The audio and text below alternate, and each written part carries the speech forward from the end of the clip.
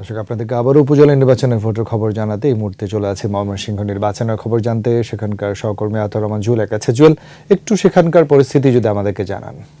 Walton air conditioner exchange অফারে split এসিতে 23,000 টাকা পর্যন্ত নিশ্চিত ছাড়। প্রথম দফায় ময়মনসিংহের ফুলপুর, হালুয়াঘাট এবং ধোবাউড়া উপজেলার এই 3 উপজেলায় সকাল 8টা থেকে ভোট গ্রহণ শুরু হয়েছে। আমরা সকাল থেকে বিভিন্ন কেন্দ্রে যেটা দেখতে পেয়েছি, ভোটার সংখ্যা একেবারে কম। তবে বেলা বাড়ার সাথে সাথে কিছু ভোটার তারা ভোট কেন্দ্রে আসছেন এবং ভোট দিয়ে আবার বাড়ি ফিরে যাচ্ছেন। আমি যে ভোট কেন্দ্রে এখন অবস্থান করছি এটি হালুয়াঘাট উপজেলার হালুয়াঘাট আদর্শ উচ্চ বিদ্যালয় ভোট কেন্দ্র।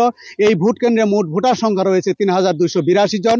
এখন বেলা 12টা বাজে, প্রায় 4 ঘন্টায় যে ভোট পড়েছে এখানকার প্রিজাইডিং অফিসার আলমগীর হোসেন আমাকে যেটা জানিয়েছেন যে 545 জন ভোটার তাদের ভোটাধিকার প্রয়োগ করেছেন। তবে এখন আমি এই যে ভোটার এই হিসেবে যেটা দেখা যাচ্ছে যে এ পর্যন্ত 4 ঘন্টায় 16% ভোট পড়েছে এই কেন্দ্রে। এরকম প্রত্যেকটি উপজেলায় একই অবস্থা। জেলা রিটার্নিং কর্মকর্তা শফিকুল ইসলাম যেটা জানিয়েছেন, সকাল থেকে শান্তিপূর্ণভাবে ভোট গ্রহণ চলছে, কোথাও কোনো এখন পর্যন্ত কোনো অপ্রীতিকর ঘটনা ঘটেনি।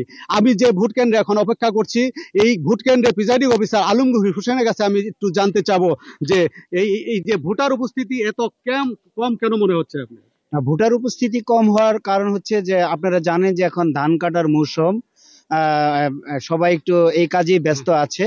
তবে ওনারা আমি আশা করছি যে দুপুর গড়ানোর পরেই হয়তো ভোটার উপস্থিতি বাড়বে। হ্যাঁ, ধন্যবাদ। প্রিজাইডিং অফিসার যেটা বলছিলেন, ভুয়ো মৌসুমে ধান কাটার ব্যাপকভাবে চলছে, এই জন্য কৃষকরা মাঠে ব্যস্ত সময় পার করছেন। তবে তারা বিকেলের দিকে ভোট কেন্দ্রে আসবে এবং ভোট দিয়ে বাড়ি ফিরে যাবেন।